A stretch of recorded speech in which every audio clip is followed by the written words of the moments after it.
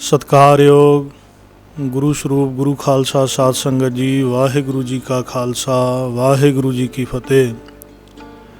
बाबा राम सिंह जी दे घर पिंड आलोवाल जिला पटियाला विखे माता रतन कौर जी की कुखों 5 अगस्त 1905 दे विच एक रतन प्रगट होया, जिहड़े विश्व भर दे विच संसार दे विच बाबा ईशर सिंह जी राड़ा साहिब वालियां दे नाम दे नाल जाने गए। बाबा ईशर सिंह महाराज ने कल्ले देश दे विच ही नहीं, विदेश दे विच कीर्तन भगती राही देशां दे विच विदेशां दे विच जा जा के संगत नूं गुरु नानक दे घर दे नाल जोड़िया। गुरबाणी दा बचन है, जिन नानक सतगुरु पूजिया तिन हर पूज करावां। जिहड़े उस अकाल पुरख वाहिगुरु परमात्मा की बंदगी करते हैं तो परमात्मा अपने भगतां नूं छुपिया नहीं रहन दिंदा, संसार भर दे विच प्रसिद्ध कर दिंदा है। बाबा ईशर सिंह महाराज जी के जीवन दे विचों बेअंत ऐसियां घटनावां आउंदियां जिन्हां नूं सुन के साडी शरधा भावना दे विच बड़ा ही उत्साह पैदा हुंदा है। सो ऐसी एक घटना बाबा ईशर सिंह महाराज जी के पावन जीवन दे विच आंदी है। बाबा ईशर सिंह महाराज जी दे लाहौर शहर दे विच दीवान लगे। दीवान लाउंदिआं महापुरुषां दे नाल 18-20 सिखां दा जत्था हुंदा सी। अमृत वेले उठना, इशनान करना, भगती दे विच जुड़ जाना। सो अपनी भगती तो उथान होके महापुरुषां ने शरीर नूं सांभण दे वास्ते रोज़ सैर करनी। अज सैर करन वास्ते बाबा ईशर सिंह महाराज लाहौर दी गलियां दे विच निकले। नाल एक सिख भाई बलवंत सिंह जी, वो महापुरुषां दे नाल सैर करन वास्ते गड़वा फड़ के नाल निकले हन। अज सैर करदे करदे लाहौर दी गलियां दे विचों बाबा ईशर सिंह साहिब महाराज एक कब्रिस्तान दे विच पहुँच गए, जिथे मुरदियां नूं दफनाया जांदा है, अंतिम संस्कार किया जांदा है। कब्रिस्तान दे विच जिथे दिन दे विच जाण तो भी डर लगदा है, महापुरुषां ने पता नहीं की कौतक कीता। भाई बलवंत सिंह हुणां दे नाल सैर करदिआं करदिआं कब्रिस्तान दे विच पहुँचे ते हर एक कबर नूं वेखदे आ। हर एक कबर दे सामने एक फट्टा लग्या है, जिहदे उत्ते कबर दे विच पए होए इंसान दा नाम लिखिया हुंदा है ते उसदा फातिहा लिखिया हुंदा है। ये शब्द उर्दू दा है। जान वाले मनुख दा इस दे उत्ते आखिरी संदेश लिखिया हुंदा है। बाबा ईशर सिंह साहिब महाराज हर एक कबर दे सामने खड़दे ते उसदा फातिहा पढ़दे, अगे लंघ जांदे, फिर दूसरी कबर दे सामने जांदे, उसदा फातिहा पढ़दे, अगे लंघ जांदे। इदां करदिआं करदिआं महापुरुष एक कबर दे नेड़े पहुँचे।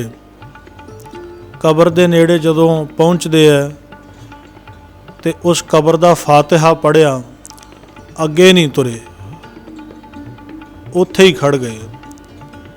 भाई बलवंत सिंह हुणी सोचते हैं कि हर एक कबर का फातिहा पढ़ते हैं महापुरुष अगे चले जाते हैं। ये की लीला इन्हां दी, की कौतक है। कबर के सामने खड़े हैं, 15-20 मिनट कबर के कोल खड़े रहे, फातिहा पढ़ते रहे। भाई बलवंत सिंह जी सोचन लगे कि महापुरुषों की समाधि लग गई है। अपनी खूंडी के उत्ते दोने हथ रखे, फातिहा पढ़ते हैं। इदां प्रतीत हुंदा है जिवें किसी समाधि दे विच स्थित हो गए। अरदास करदे होण। भाई बलवंत सिंह ये पुछ तां ना सकिया महापुरुषां नूं कि बाबा जी ये तुहाडी की लीला है, सब कुछ खड़ा वेखी जांदा है। बाबा ईशर सिंह महाराज उस फातिहे नूं पढ़दे है, कबर दे वल ध्यान है। की वेखदा भाई बलवंत सिंह कि उस कबर दे विचों एक धूआं उठदा, ਇੱਦਾਂ ਪ੍ਰਤੀਤ ਹੁੰਦਾ ਹੈ ਕੋਈ ਰੂਹ ਆਕਾਸ਼ ਵੱਲ ਤੁਰੀ ਜਾਂਦੀ ਹੈ ਅਤੇ ਮਹਾਂਪੁਰਸ਼ਾਂ ਦੀ ਨਿਗਾਹ ਵੀ ਉਸ ਆਕਾਸ਼ ਵੱਲ। ਗੁਰਬਾਣੀ ਦਾ ਬਚਨ ਹੈ, ਅਮੈ ਦ੍ਰਿਸ਼ਟ ਸ਼ੁਭ ਕਰੈ ਹਰੈ ਅਗਪਾਪ ਸਕਲ ਮਲ। ਗੁਰੂ ਦੀ ਦ੍ਰਿਸ਼ਟੀ ਦੇ ਵਿੱਚ ਉਹ ਅੰਮ੍ਰਿਤ ਹੁੰਦਾ ਹੈ ਜਿਹੜੇ ਮਨੁੱਖ ਦੇ ਸਾਰੇ ਪਾਪਾਂ ਨੂੰ ਖਤਮ ਕਰ ਸਕਦਾ ਹੈ। ਸੋ ਅੰਮ੍ਰਿਤ ਦ੍ਰਿਸ਼ਟੀ ਮਹਾਂਪੁਰਸ਼ਾਂ ਨੇ ਉਸ ਕਬਰ ਦੇ ਉੱਤੇ ਪਾਈ। ਇੱਦਾਂ ਪ੍ਰਤੀਤ ਹੋ ਰਿਹਾ ਕਿ ਜਿਵੇਂ ਕਬਰ ਦੇ ਵਿੱਚੋਂ ਕੋਈ ਰੂਹ ਨਿਕਲ ਕੇ ਅਸਮਾਨ ਵੱਲ ਜਾ ਰਹੀ ਹੈ। ਵੇਖਦਿਆਂ ਵੇਖਦਿਆਂ ਭਾਈ ਬਲਵੰਤ ਸਿੰਘ ਨੇ ਵੀ ਵੇਖਿਆ ਕਿ ਕਬਰ ਦੇ ਵਿੱਚੋਂ ਕੁਝ ਧੂੰਆਂ ਨਿਕਲਿਆ, ਕਿ ਉੱਪਰ ਨੂੰ ਤੁਰਿਆ ਜਾਂਦਾ ਹੈ, ਅਸਮਾਨ ਵੱਲ ਚੜ੍ਹਿਆ ਜਾਂਦਾ ਹੈ। ਇਹ ਕੌਤਕ ਵੇਖ ਕੇ ਬੜਾ ਹੈਰਾਨ ਹੋਇਆ। ਬਾਬਾ ਈਸ਼ਰ ਸਿੰਘ ਮਹਾਰਾਜ ਇਸ ਕੌਤਕ ਨੂੰ ਕਰਦਿਆਂ ਇੱਕਦਮ ਉਹ ਧੂੰਆਂ ਅਲੋਪ ਹੋ ਗਿਆ ਅਤੇ ਬਾਬਾ ਈਸ਼ਰ ਸਿੰਘ ਮਹਾਰਾਜ ਕਹਿਣ ਲੱਗੇ, ਭਾਈ ਬਲਵੰਤ ਸਿੰਘ ਜੀ ਚਲੋ ਹੁਣ ਅਸੀਂ ਆਪਣੇ ਆਸਣਾਂ ਵੱਲ ਚੱਲਦੇ ਹਾਂ। ਭਾਈ ਬਲਵੰਤ ਸਿੰਘ ਜੀ ਨਾਲ ਨਾਲ ਮਹਾਂਪੁਰਸ਼ਾਂ ਦੇ ਤੁਰੇ ਜਾਂਦੇ ਆ। ਪੁੱਛਣ ਲੱਗੇ ਕਿ ਮਹਾਂਪੁਰਸ਼ੋ, ਇਹ ਤੁਹਾਡਾ ਕੀ ਕੌਤਕ ਸੀ? ਇਹ ਕੀ ਲੀਲਾ ਤੁਹਾਡੀ? ਮੈਨੂੰ ਸਮਝ ਨਹੀਂ ਲੱਗੀ, ਕਿਰਪਾ ਕਰੋ ਮੈਨੂੰ ਸਮਝਾਓ। ਬਾਬਾ ਈਸ਼ਰ ਸਿੰਘ ਮਹਾਰਾਜ ਸਾਹਿਬ ਕਹਿਣ ਲੱਗੇ, ਭਾਈ ਬਲਵੰਤ ਸਿੰਘ ਜੀ, ਇਸ ਕਬਰ ਦੇ ਵਿੱਚ ਇੱਕ ਐਸੇ ਪਾਪੀ ਮਨੁੱਖ ਦੀ ਰੂਹ ਪਈ ਸੀ ਅਤੇ ਜਿਹੜੀ ਬੜੀ ਬਿਰਲਾਪ ਕਰ ਰਹੀ ਸੀ। ਇਹ ਜਿਹੜਾ ਲੱਕੜ ਦਾ ਫੱਟਾ ਇਸ ਕਬਰ ਦੇ ਉੱਤੇ ਲਿਖਿਆ, ਇਹਦੇ ਉੱਤੇ ਫਾਤਿਹਾ ਲਿਖਿਆ ਉਸ ਮਨੁੱਖ ਦਾ। ਮਹਾਰਾਜ ਕੀ ਬਚਨ ਲਿਖੇ ਸੀ ਉਸ ਫਾਤਿਹੇ ਦੇ ਵਿੱਚ? ਬਾਬਾ ਈਸ਼ਰ ਸਿੰਘ ਮਹਾਰਾਜ ਕਹਿਣ ਲੱਗੇ, ਭਾਈ ਬਲਵੰਤ ਸਿੰਘ ਜੀ, ਇਹ ਫਾਤਿਹੇ ਦੇ ਵਿੱਚ ਲਿਖਿਆ ਸੀ, ਐ ਰਾਹ ਗੁਜ਼ਰ, ਇਸ ਰਸਤੇ ਤੋਂ ਜਾਣ ਵਾਲੇ ਬੰਦਿਆ, ਕਿਰਪਾ ਕਰ ਮੇਰੇ ਲਈ ਉਸ ਖੁਦਾਵੰਦ ਅਕਾਲ ਪੁਰਖ ਵਾਹਿਗੁਰੂ ਦੀ ਦਰਗਾਹ ਦੇ ਵਿੱਚ ਅਰਦਾਸ ਕਰ। ਮੈਂ ਇਸ ਮਨੁੱਖੀ ਸਰੀਰ ਨੂੰ ਪ੍ਰਾਪਤ ਕਰਕੇ ਦੁਨੀਆ ਦੇ ਬੁਰੇ ਕੰਮ ਬਹੁਤ ਕੀਤੇ ਹੈ ਅਤੇ ਇਹਨਾਂ ਬੁਰਿਆਂ ਕੰਮਾਂ ਕਰਕੇ ਇਸ ਕਬਰ ਦੇ ਵਿੱਚ ਪਿਆ ਮੈਂ ਬਹੁਤ ਚਿਰ ਦਾ, ਮੇਰਾ ਛੁਟਕਾਰਾ ਨਹੀਂ ਹੋ ਰਿਹਾ। ਕਿਰਪਾ ਕਰ ਉਸ ਅਕਾਲ ਪੁਰਖ ਵਾਹਿਗੁਰੂ ਦੀ ਦਰਗਾਹ ਦੇ ਵਿੱਚ ਮੇਰੇ ਲਈ ਅਰਦਾਸ ਬੇਨਤੀ ਕਰ। ਖਬਰੇ ਤੇਰੀ ਅਰਦਾਸ ਬੇਨਤੀ ਸੁਣ ਕੇ ਉਹ ਅਕਾਲ ਪੁਰਖ ਵਾਹਿਗੁਰੂ ਮੇਰੇ ਉੱਤੇ ਕਿਰਪਾ ਕਰ ਦੇਵੇ, ਮੇਰਾ ਪਾਪੀ ਦਾ ਉਧਾਰ ਹੋ ਜਾਵੇ। ਭਾਈ ਬਲਵੰਤ ਸਿੰਘ ਜੀ, ਫਿਰ ਇਹ ਫਾਤਿਹਾ ਪੜ੍ਹ ਕੇ ਸਾਡੇ ਤੋਂ ਤੁਰ ਨਹੀਂ ਹੋਇਆ, ਗੁਜ਼ਰ ਨਹੀਂ ਹੋਇਆ ਉਸ ਰਸਤੇ ਤੋਂ ਸਾਡੇ ਕੋਲੋਂ।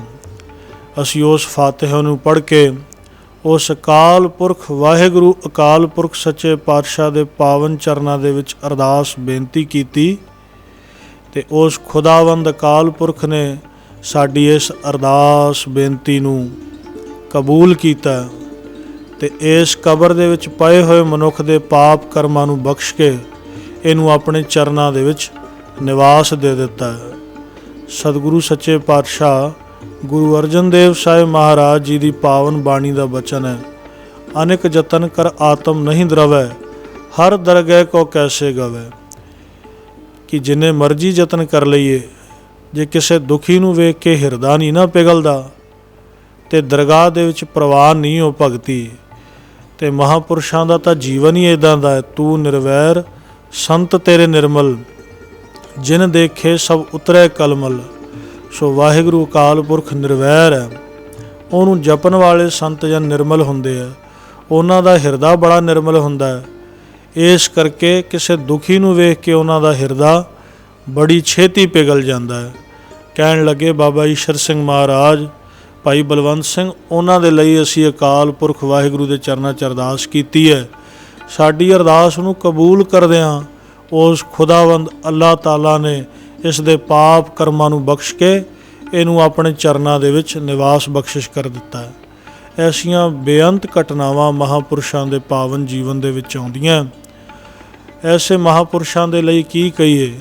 ਗੁਰਬਾਣੀ ਕਹਿੰਦੀ ਹੈ, ਸਾਧ ਕੀ ਮਹਿਮਾ ਭੇਦ ਨਾ ਜਾਣੈ, ਜੇਤਾ ਸੁਣੈ ਤੇਤਾ ਬਖਿਆਨੈ, ਕਿਆ ਉਪਮਾ ਤੇਰੀ ਕਹੀ ਜਾਏ। ਸੋ ਐਸੇ ਮਹਾਂਪੁਰਸ਼ਾਂ ਦੀ ਉਪਮਾ ਇਹ ਜ਼ੁਬਾਨ ਨਹੀਂ ਕਰ ਸਕਦੀ। ਐਸੀ ਬੇਅੰਤ ਘਟਨਾਵਾਂ ਮਹਾਂਪੁਰਸ਼ਾਂ ਦੇ ਜੀਵਨ ਦੇ ਵਿੱਚ ਆਉਂਦੀਆਂ।